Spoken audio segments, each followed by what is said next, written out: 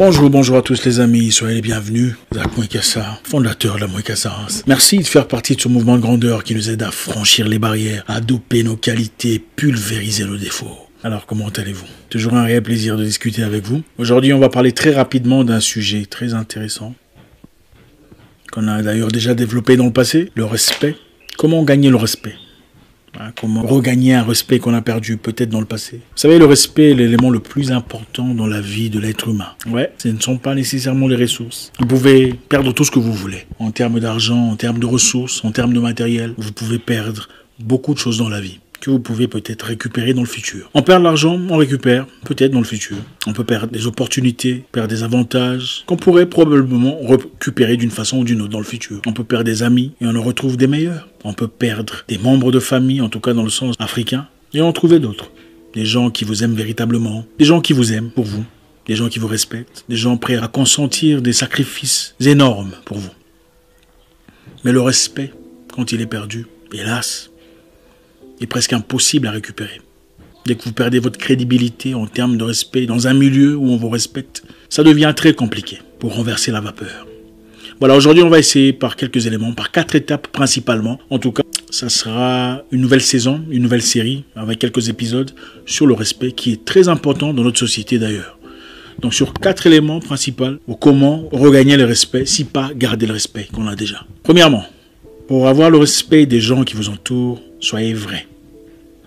Soyez vous-même. Restez authentique. Beaucoup de personnes, malheureusement, veulent prétendre être ce qu'ils ne sont pas. Ils veulent donner l'impression, une image, refléter des apparences qui ne sont en réalité pas leur vraie identité. C'est bien beau. C'est bien de paraître plus grand qu'on est en réalité. C'est bien de paraître plus réussi, plus heureux, plus épanoui, plus grand, plus fort, plus dominant. C'est bien pour sa réputation. Mais malheureusement, aussitôt que les gens découvrent votre vraie réalité, votre vraie identité, ce qui correspond réellement à ce que vous êtes, vous perdrez toute votre crédibilité, tout le respect qui vient avec. Et cela, croyez-moi, devient très difficile à retrouver. Soyez authentique, soyez vous-même. Si vous n'avez pas d'argent, ce n'est pas un problème. Le respect n'a pas tout à voir avec l'argent. C'est vrai, l'argent peut influencer un certain degré de respect, si pas d'hypocrisie. Mais le respect n'a pas tout à voir avec ses biens matériels. Vous n'êtes pas obligé de faire semblant. Vous n'êtes pas obligé de prétendre être un entrepreneur réussi qui aide une multitude de personnes à se retrouver pour acquérir une certaine crédibilité si vous ne l'êtes pas en réalité. Soyez vous, soyez authentique, soyez vrai et vous gagnerez et préserverez le respect que vous avez. Soyez vous-même, améliorez-vous, mais parlez comme vous-même. Parlez comme vous parlez. N'essayez pas d'être quelqu'un que vous n'êtes pas. Oui, faites tout pour vous améliorer, mais n'essayez pas de paraître comme une personne que vous n'êtes pas. Parce qu'aussitôt que le monde découvrira votre vraie identité, parce qu'elle vous rattrapera, ne vous en faites pas, vous perdrez toutes sortes de crédibilité. Difficile à retrouver. 2. Vous voulez être respecté ou regagner le respect que vous avez longtemps perdu, il faut avoir un moyen des revenus. C'est très important. Pourquoi c'est important? Parce que c'est difficile de respecter une personne qui demande toujours de l'aide. C'est la nature humaine. Oui, bien sûr, nous avons tous des gens vers qui on peut courir. Dans des moments difficiles, quand c'est dur, quand c'est rude, ça peut arriver à n'importe qui. De chercher de l'aide, de chercher quelqu'un vers qui se retourner, de chercher un soutien quelconque. Mais quand votre vie est basée sur les demandes, les aides, les soutiens, les supplications, c'est difficile d'être respecté. Le monde respecte difficilement les gens qui n'ont pas de moyens de revenus. Et il ne s'agit pas de gagner 10 000 $ le mois ou 20 000 $. Non, ayez un moyen de revenus. Ayez de quoi subvenir à vos propres besoins, à vos propres difficultés. Ayez cette estime personnelle de dire non, je n'irai demander à personne.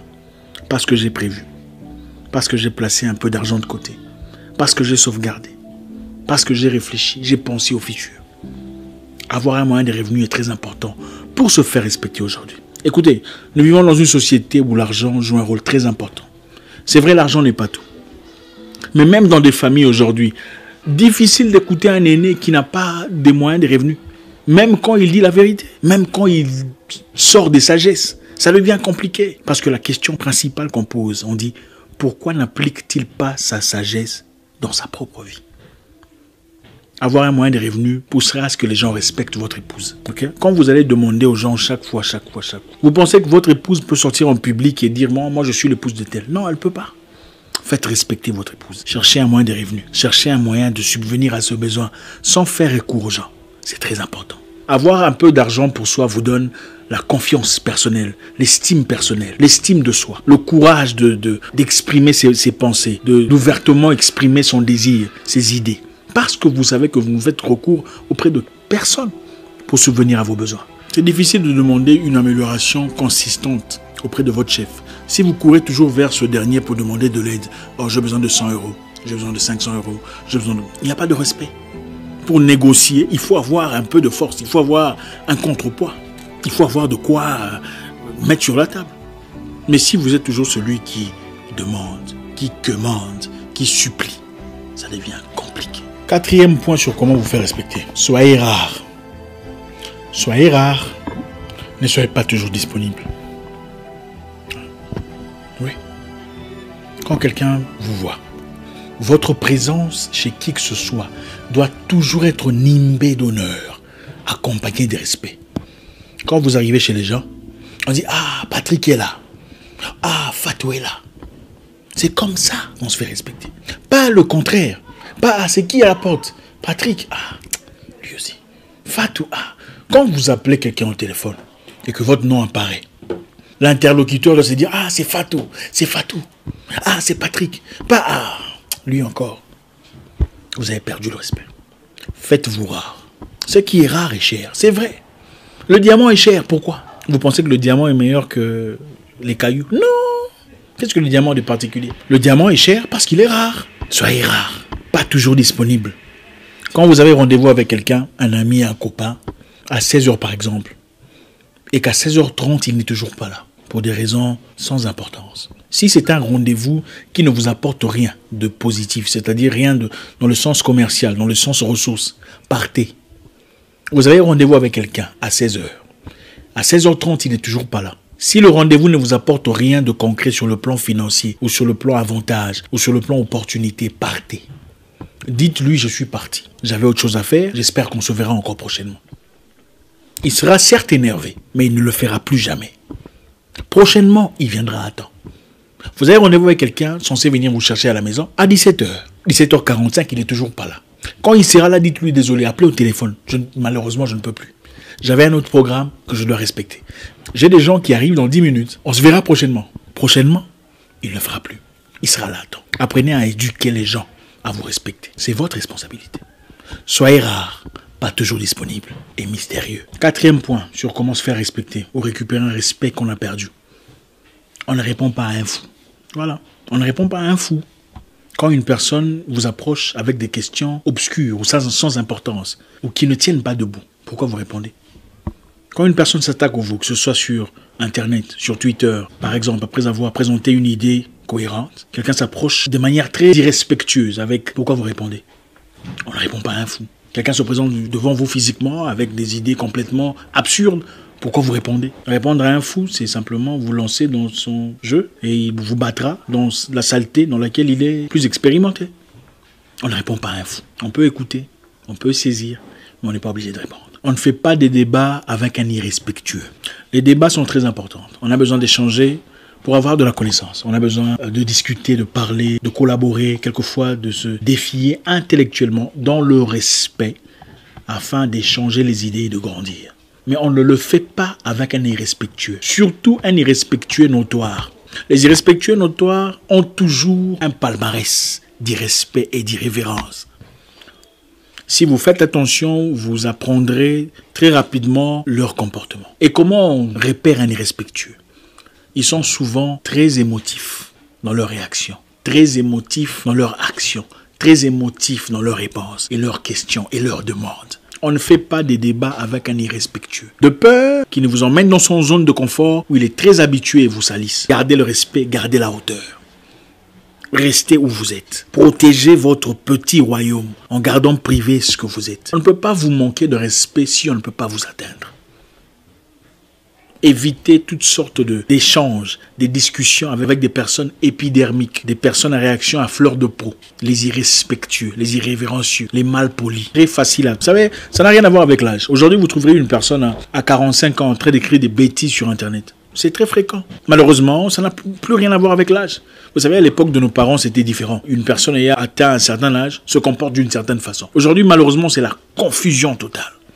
Vous verrez une personne dans la quarantaine, 45 ans, mais en train de critiquer le visage de quelqu'un, en train de critiquer la bouche de quelqu'un. Une personne intelligente fait des critiques sur base des matières intellectuelles. Il fait des citations d'un philosophe, d'un écrivain, d'un penseur. Et on débat sur base de ça, sur base de la science, sur base d'éthique, d'intellect. Mais une personne émotive présente toujours ses émotions. Ah, moi d'ailleurs, tu crois quoi?